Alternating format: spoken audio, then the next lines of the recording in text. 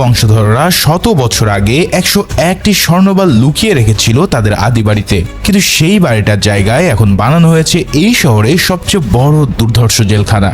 তার মানে সেই গুপ্তধন উদ্ধার করার জন্য তাকে জেলের ভিতরে গিয়ে তা বের করে আনতে হবে। কিন্তু অবশেষে সে কি পেরেছিল এই মিশন শেষ করতে?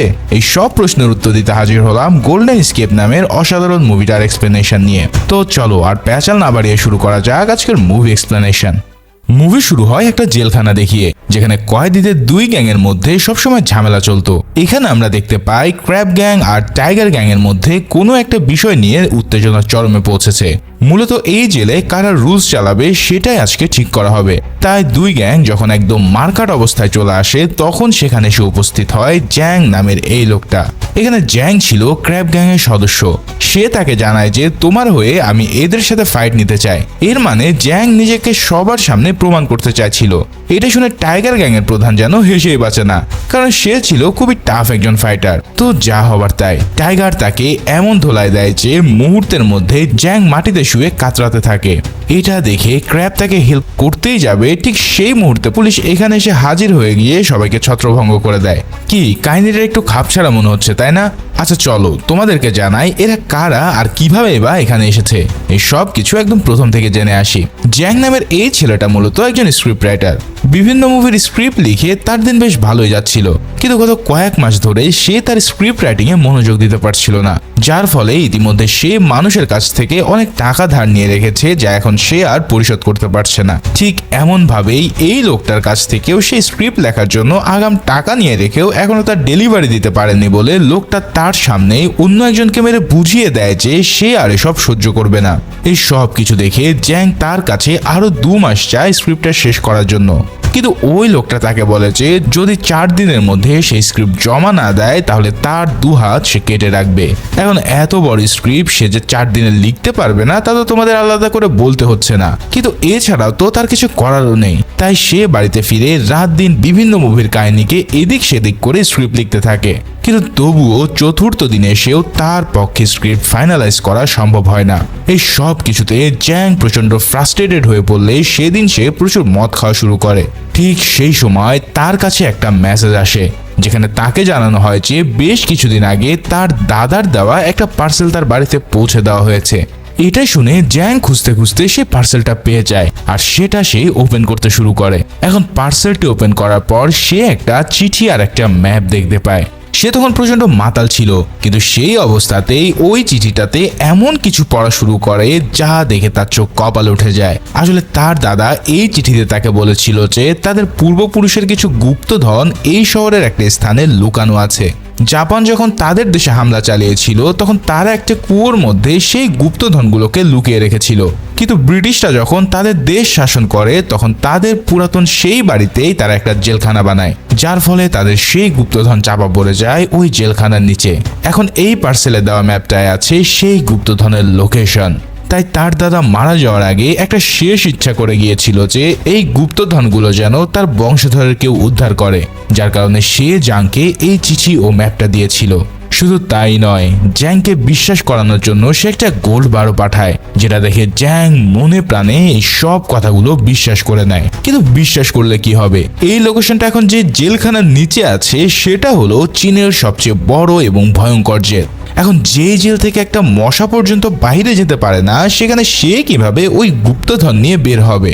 তবে জ্যাং যেহেতু এখন এমনিও মরবে, তাই সে প্রতিজ্ঞা করে নেয় যে যেভাবেই হোক সে এই গুপ্তধন উদ্ধার করে ছাড়বে। তাই সে পুরো দিন ধরে প্ল্যান করতে থাকে কিভাবে এই গুপ্তধনগুলোকে উদ্ধার করা যায়। মোটামুটি পুরো প্ল্যান শেষ হয়ে গেলে এবার তার প্রথম কাজ হচ্ছে ওই জেলের মধ্যে প্রবেশ করা। এখন জেলে যেতে হলে তো তাকে ক্রাইম করতে হবে, তাই সে অন্য একজনের ল্যাপটপ ঠুস করে পুলিশের সামনে ভেঙে ফেলে এক অপরাধ করে বসে।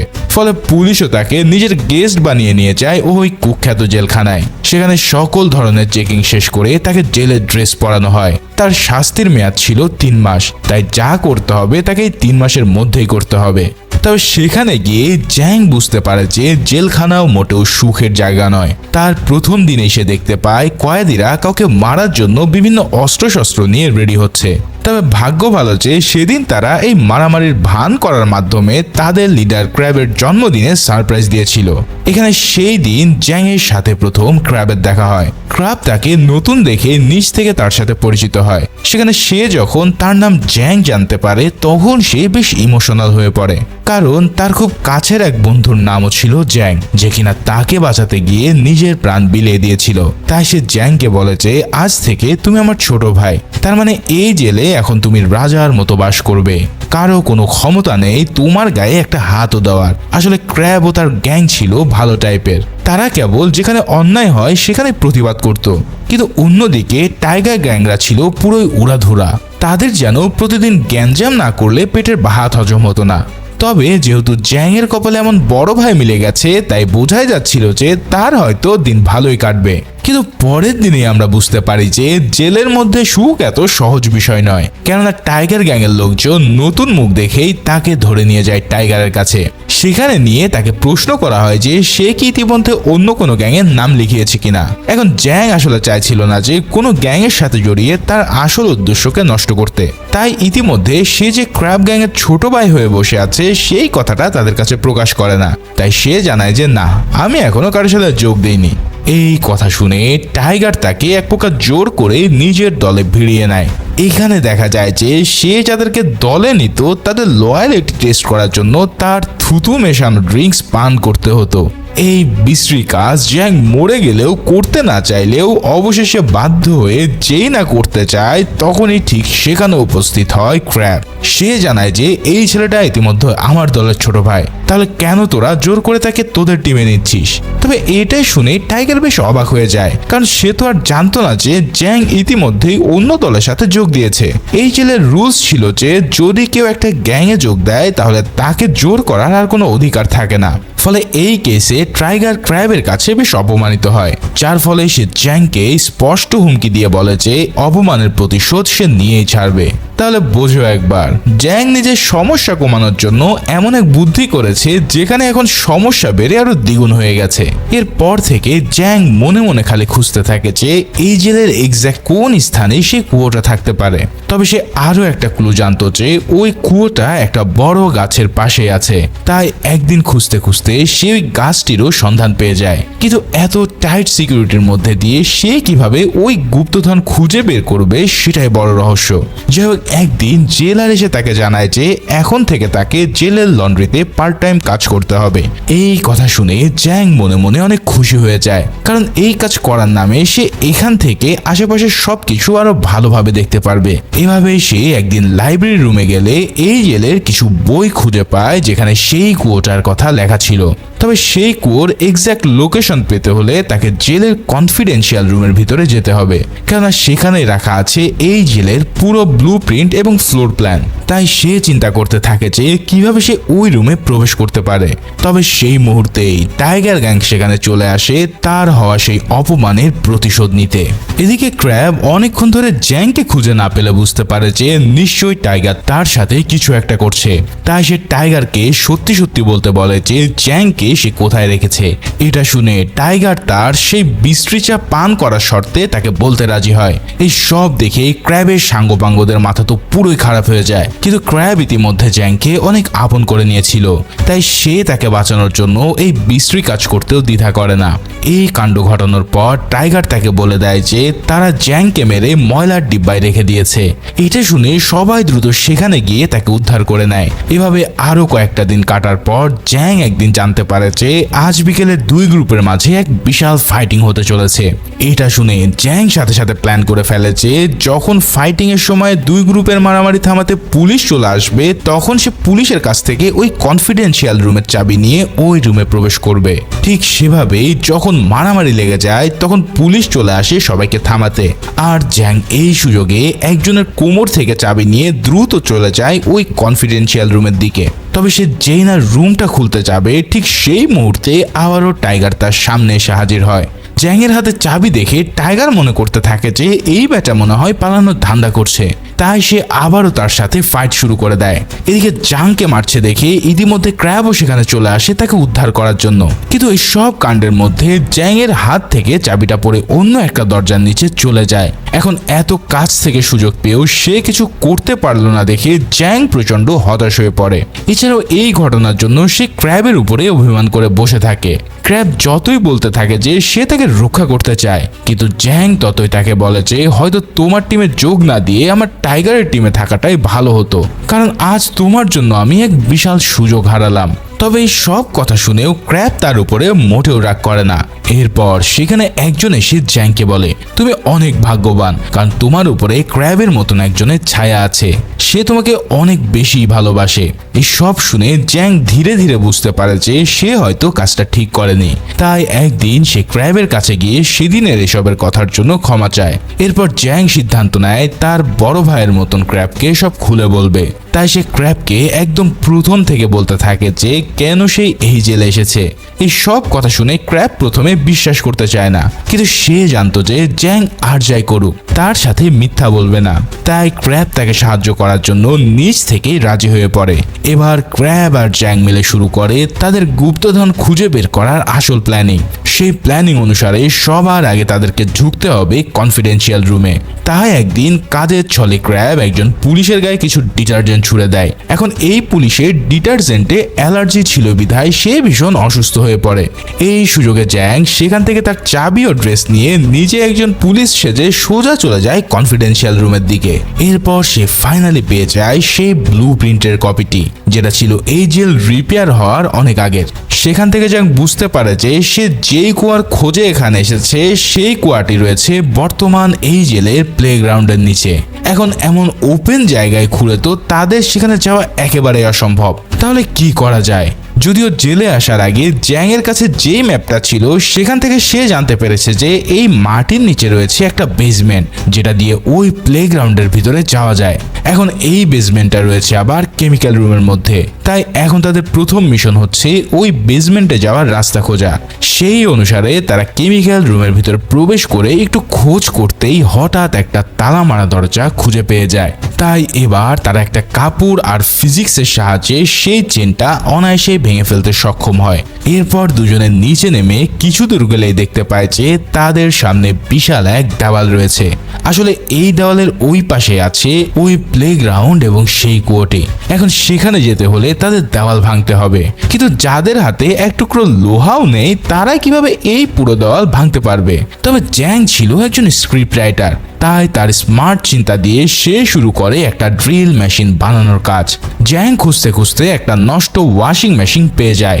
তাই এবার সেই ওই মেশিন থেকে মোটর বের করে তার আগাতে একটা লোহার রড লাগিয়ে সেটাকে ড্রিলের মতো বানিয়ে ফেলে।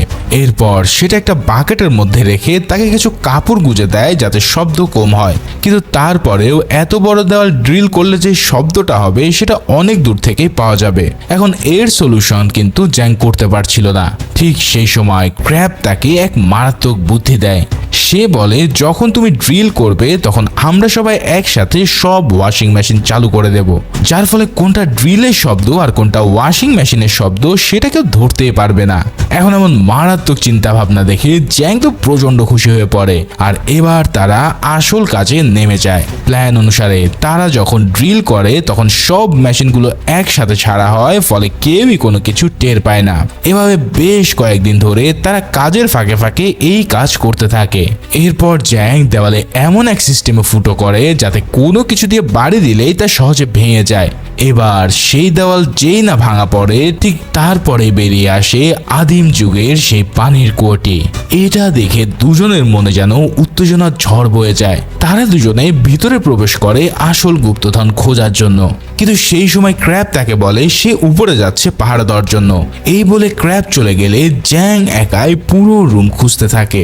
সে এর ভিতর দিয়ে যেতে যেতে অনেক দূর পর্যন্ত চলে যায়, কিন্তু প্রশ্ন হচ্ছে সে কোথাও কোনো ধরনের গুপ্তধনের সন্ধান পায় না। যদিও চিঠিতে বলা ছিল যে একটা বক্সের এখানে এসে উপস্থিত হয় আর দেখতে পায় জ্যাং গুপ্তধন না পেয়ে মনমরা হয়ে পড়ে আছে। এখানে জ্যাং তখন একটা বক্সের সামনে বসেছিল, আর ক্র্যাব যখন সেটা থেকে একটা বার তুলে নেয় তখনই সেই বক্সটা নিচ থেকে খুলতে শুরু করে। চ্যাং স্বপ্নেও ভাবতে পারেনি যে এটা সরালে তাদের ভাগ্যে মিলে যাবে সেই গুপ্তধনগুলো, যেগুলো ছিল 101টা স্বর্ণবার। এত সোনার বার একসাথে দেখে দুজনের মাথায় তো পুরো খারাপ হয়ে যায়। এখন গুপ্তধন তো পাওয়া গেল, কিন্তু এত স্বর্ণবার তারা এই জেল থেকে বের করবে কিভাবে? সেই প্ল্যান করতে এবার তারা সব স্বর্ণের বারগুলোকে উপরে তুলে নিয়ে আসে। চ্যাং এবার সেই সোনার বারগুলোকে অ্যাসিড ভর্তি একটা বালতির মধ্যে রেখে দেয়, কারণ অ্যাসিডে স্বর্ণ কখনো গলে যায় না, আর যেহেতু সেটা অ্যাসিড তাই কেউই সেটা চেকও করতে যাবে না। এখন প্রশ্ন হচ্ছে কিভাবে সেগুলো নিয়ে বের হবে। এর উত্তর খুঁজতে খুঁজতে চ্যাং পেয়ে যায় এক বিশাল আইডিয়া। তার জেলের মধ্যে একটা কাপড় টানা ট্রলি ছিল, যেটায় প্রতি রবিবার জেলের ভিতরের কাপড় আনা নেওয়া করা হতো। তাই চ্যাং প্ল্যান করে যে ওই ট্রলির মধ্যে যেসব ফাঁকা স্থানগুলো আছে সেখানে সে তার সোনার বারগুলোকে থরে থরে সাজিয়ে রাখবে। এরপর সেগুলো সহ ট্রলিটা বাইরে গিয়ে আবারও 1 সপ্তাহ পড়ে থাকবে জেলখানার গ্যারেজে। ঠিক সেই সময় চ্যাং জেল থেকে ছাড়া পেয়ে যাবে, আর সে জেল থেকে বেরিয়ে ওই গ্যারেজে গিয়ে সব গোল্ডগুলো নিয়ে এই মিশন শেষ করবে। এবার সেখানে চ্যাং জানায় যে তার ভাই হিসেবে সেও ক্র্যাবকে এই গোল্ডের ভাগ দিতে চায়, কেননা ক্র্যাবের যে মেয়েটা আছে সে টাকার অভাবে ভালো কলেজে ভর্তি হতে পারছিল না। যাই হোক, সেই প্ল্যান অনুসারে তারা ধীরে ধীরে আগাতে থাকে, কিন্তু এরপর থেকে ঘটতে শুরু করে সব আনএক্সপেক্টেড ঘটনা। একদিন ছোট্ট এক বিষয় নিয়ে ক্র্যাবের গ্যাংয়ের এক ছেলের হাত নির্মমভাবে ভেঙে দেয় টাইগার। এই দৃশ্য সহ্য করতে না পেরে ক্র্যাব চলে যায় টাইগারকে শাস্তি দিতে, কিন্তু ওদিকে টাইগার তো আগে থেকেই জ্যাংয়ের উপরে ভীষণ ক্ষেপা, তাই সে ওই লন্ড্রি রুমে চলে গিয়ে জ্যাংকে ধোলাই দিতে থাকে। তবে ঠিক সেই মুহূর্তেই ওই অ্যাসিডের বক্স খুলে বেরিয়ে আসে সব স্বর্ণের বার। এখন এত গোল্ড বার দেখে তো টাইগারের মাথা পুরোই খারাপ হয়ে যায়। ইতিমধ্যে সেখানে ক্র্যাব চলে এসে তাকে বেধড়ক মারতে শুরু করে। এরপর সে সিদ্ধান্ত নেয় যে আজই টাইগারকে সে খুন করে ছাড়বে, কেননা ইতিমধ্যে সে যেহেতু গোল্ডের ব্যাপারে জেনে গেছে তাই তাকে বাঁচিয়ে রাখা বুদ্ধিমানের কাজ হবে না। তাই গলায় দড়ি পেঁচিয়ে ক্র্যাব তাকে পুরো আধমরা করে ফেলে। তবে এখানেই ঘটে যায় এক অন্য কাহিনী। চ্যাং কোনোভাবেই ক্র্যাবকে এই কাজ করতে দেয় না, যার ফলে সে যখন ধাক্কা মেরে ক্র্যাবকে সরিয়ে দেয় তখন এটা দেখে সে প্রচন্ড অবাক হয়ে পড়ে। এছাড়াও পুলিশ সেখানে চলে এলে সবাই মিলে সে সব গোল্ডকে সরিয়ে মিথ্যা কথা বলতে থাকে। এরপর পুলিশ চলে গেলে টাইগার জানায় এই গোল্ডবার বাইরে নিতে হলে তার সাথে ডিল করতে হবে, অন্যথায় সে পুলিশকে সব জানিয়ে দেবে। এইটা শুনে ক্র্যাব কোনোভাবে রাজি না হলেও চ্যাং তাতে রাজি হয়ে যায়। এই কথা শুনে ক্র্যাব ভিতর থেকে অনেক কষ্ট পায়, কারণ ক্র্যাব এবার ভাবতে থাকে যে চ্যাং হয়তো সেলফিশের মতো স্রেফ এই গোল্ড বারের জন্য এসব করেছে। তাই সে প্রচন্ড কষ্ট পেয়ে এই মিশন থেকে নিজেকে ফিরিয়ে নেয়, কেননা একজন অন্যায়কারীর সাথে সে কোনোভাবেই হাত মেলাতে পারবে না। এছাড়াও একটু পরে তার কাছে খবর আসে যে তার মেয়ে অ্যাক্সিডেন্ট করে কোমায় চলে গেছে, ফলে তাকে যেভাবেই হোক এখন এই জেল থেকে পালাতেই হবে। এদিকে টাইগার ইতিমধ্যে অন্য এক প্ল্যান করা শুরু করেছে। সে যখন জ্যাংয়ের কাছ থেকে জানতে পারে যে সে একা এসব নিয়ে পালিয়ে যাওয়ার প্ল্যান করছে, তখন টাইগার তাকে খুন করে নিজেই এই সব স্বর্ণের মালিক হতে চায়। তবে একদম সঠিক সময়ে ক্র্যাব সেখানে এসে পড়ে জানায় যে এই স্বর্ণের কোনো ভাগ তার লাগবে না, সে জাস্ট চায় সবাই মিলে এখান থেকে পালিয়ে যেতে। তাই সবার সাথে সেও আছে এই মিশনে।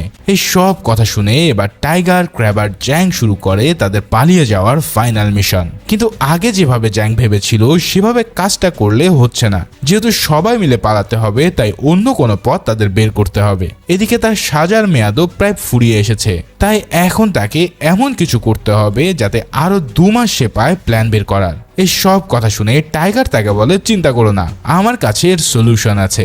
এরপর আমরা মুভির সেই প্রথম সিনটা দেখতে পাই যেখানে টাইগার জ্যাংকে বেধড়ক পেটাচ্ছিল। আসলে ওই ঘটনাটা ছিল তাদের সাজানো ঘটনা, যাতে আরো কিছুদিন তারা জেলে থাকতে পারে। এভাবে আরো বেশ কয়েকদিন কেটে গেলে জ্যাং তার প্ল্যান সাজিয়ে ফেলে। সে পরিকল্পনা করে যে যেদিন জেলের অ্যানুয়াল পার্টি হবে সেদিন রাতে তারা পালিয়ে যাবে, কারণ সেদিন সব পুলিশরা কিছুটা রিল্যাক্স মোডে থাকবে। তাই যদি কোনোভাবে তাদেরকে ডিস্ট্র্যাক্ট করা যায় তাহলে এই কাজ করা সহজ হবে। এছাড়াও সে ইতিমধ্যে আশেপাশের সব রিসার্চ করে জেনেছে যে এই জেল যখন রিপেয়ার করা হয়েছে তখন নতুন ড্রেনের লাইনও বিল্ড আপ করা হয়, ফলে পুরাতন যেই ড্রেনের লাইনটা ছিল সেটা এখন পরিত্যক্ত অবস্থায় রয়েছে। এই পুরাতন ড্রেনটা সোজা চলে গেছে সমুদ্রে।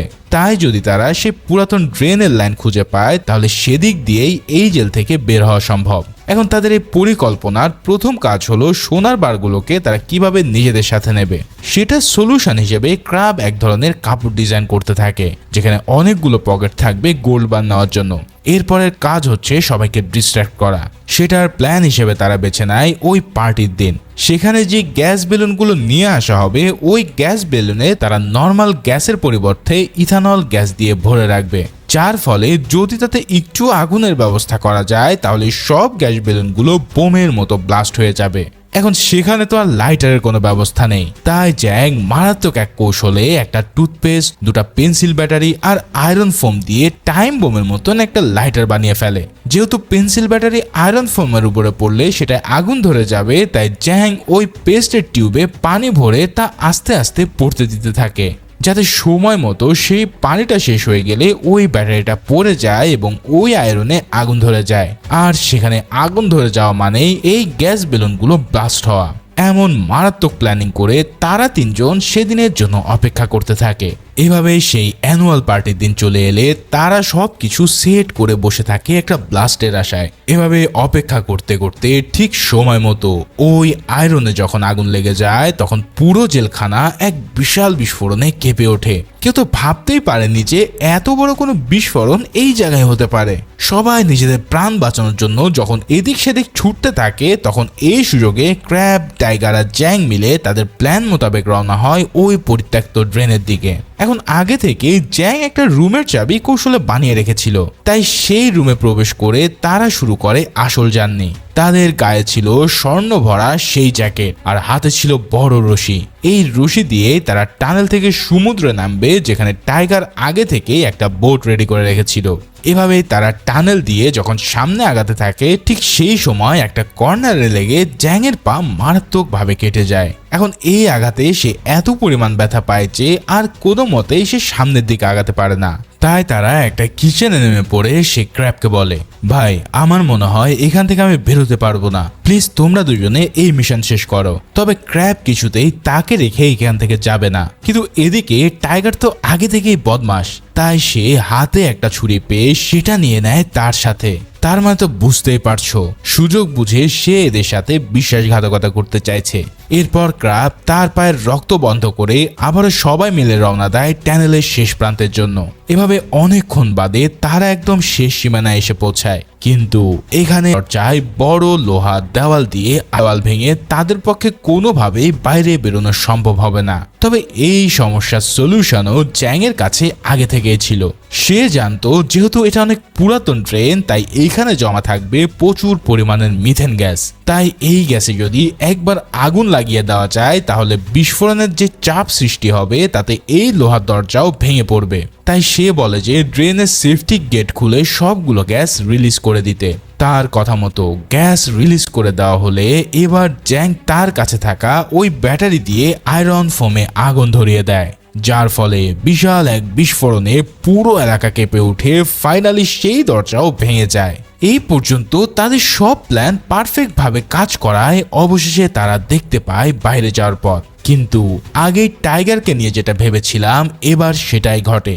সে সুযোগ বুঝে ক্র্যাব আর জ্যাংকে ছুরি দিয়ে প্রচন্ড রকমের আহত করে দেয়। তার তো সে প্রথম থেকেই এই ধান্দা ছিল যে একাই সব হাতিয়ে নেওয়ার, কিন্তু বের হওয়ার রাস্তা তো কেবল জ্যাংয়ের মাথায় ছিল।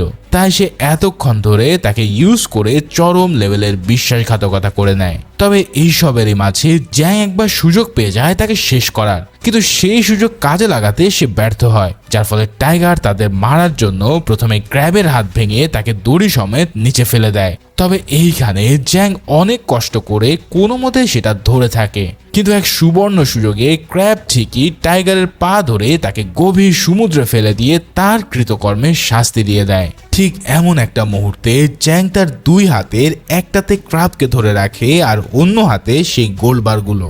সে অনেক চেষ্টা করে দুটোকে একসাথে টেনে তোলার, কিন্তু পর মুহূর্তে সে বুঝতে পারে যে তাকে হয় গোল্ড বাঁচাতে হবে না হলে ক্র্যাবকে।